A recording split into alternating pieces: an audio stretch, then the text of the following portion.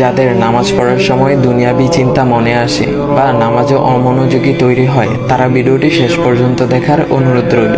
হযরত আলী রাদিয়াল্লাহু তাআলা আনহুর কাছে একজন ব্যক্তি এসেছে।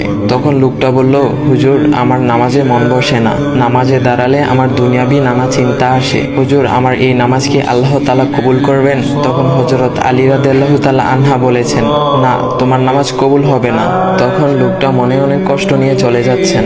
এমন সময় রাসূল সাল্লাল্লাহু আলাইহি ওয়াসাল্লাম এসে হযরত আলী রাদিয়াল্লাহু তাআলা আনহুকে জিজ্ঞাসা করলেন, ইয়া আলী, আপনার কাছে লোকটা কেন এসেছিল? এসে দেখি মন খারাপ করে চলে গেল। কেন, কি হয়েছে আমাকে বলুন। তখন আলী রাদিয়াল্লাহু তাআলা আনহু বলেন, তিনি আমার কাছে জানতে এসেছেন যে নামাজে দুনিয়াবি চিন্তা আসলে নামাজ হবে কিনা।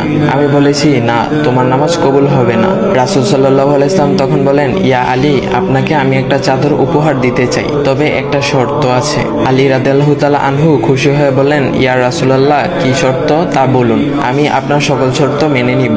বুঝতেই তো পারছেন রাসূল সাল্লাল্লাহু আলাইহি ওয়াসাল্লামের চাদর বলে কথা। তখন রাসূল সাল্লাল্লাহু আলাইহি ওয়াসাল্লাম বললেন, ইয়া আলী, আপনি যদি এই মুহূর্তে 2 রাকাত নামাজ একনিষ্ঠভাবে পড়তে পারেন দুনিয়াবি সকল চিন্তা দূর করে, তাহলে আমি আপনাকে সেই চাদরটি উপহার দেব। আলী রাদিয়াল্লাহু তাআলা আনহু বলেন, এটা তো সাধারণ ব্যাপার। আলী রাদিয়াল্লাহু তাআলা আনহু তখন নামাজে দাঁড়িয়ে গেলেন আর তিনি নামাজ পড়তে শুরু করলেন।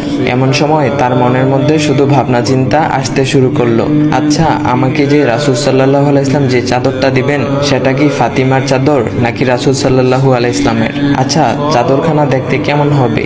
এই বিভিন্ন বিষয় নিয়ে ভাবতে লাগলেন। তিনি ভুলেই গেছেন যে দুনিয়াবি চিন্তা নামাজে আনতে রাসূল সাল্লাল্লাহু আলাইহি ওয়াসাল্লাম নিষেধ করেছেন। এর মধ্যে আলী রাদিয়াল্লাহু তাআলা আনহুর নামাজ পড়া শেষ। আলী রাদিয়াল্লাহু তাআলা নামাজ শেষ করে রাসূল সাল্লাল্লাহু আলাইহি ওয়াসাল্লামকে বলতেছেন, ইয়া রাসূলুল্লাহ, আমি আপনার শর্ত মেনেছি, এখন আমাকে চাদরখানা উপহার দেন। রাসূল সাল্লাল্লাহু আলাইহি ওয়াসাল্লাম বলেন, ইয়া আলী, আপনি কি একনিষ্ঠভাবে দুনিয়াবি চিন্তামুক্ত ছাড়া 2 রাকাত নামাজ পড়েছেন? তখন আলী রাদিয়াল্লাহু তাআলা আনহা মুচকি হেসে বললেন, না ইয়া রাসূলুল্লাহ, আমি আপনার চাদর নিয়ে অনেক কিছুই ভেবেছি। তখন রাসূল সাল্লাল্লাহু আলাইহি ওয়াসাল্লাম বলেন, ইয়া আলী, নামাজ তোমারও হয়েছে, আর তুমি যাকে নামাজ হবে না বলে ফতোয়া দিয়েছো, তার নামাজও আল্লাহ তাআলা কবুল করে নিয়েছেন।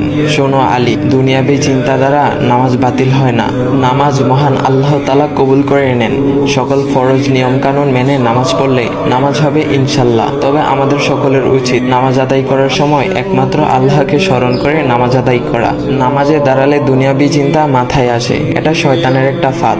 আল্লাহ তাআলা আমাদের সকলকে শয়তানের কুমন্ত্রণা থেকে হেফাজত রাখুক এবং সঠিকভাবে মনোযোগের সাথে নামাজ আদায় করার মতো তৌফিক দান করুক। সবাই বলি আমিন। চাইলে ভিডিওটা আপনি অন্যদের কাছে শেয়ার করতে পারেন, এতে অন্যদের ভুল ভ্রান্তিগুলো দূর হবে।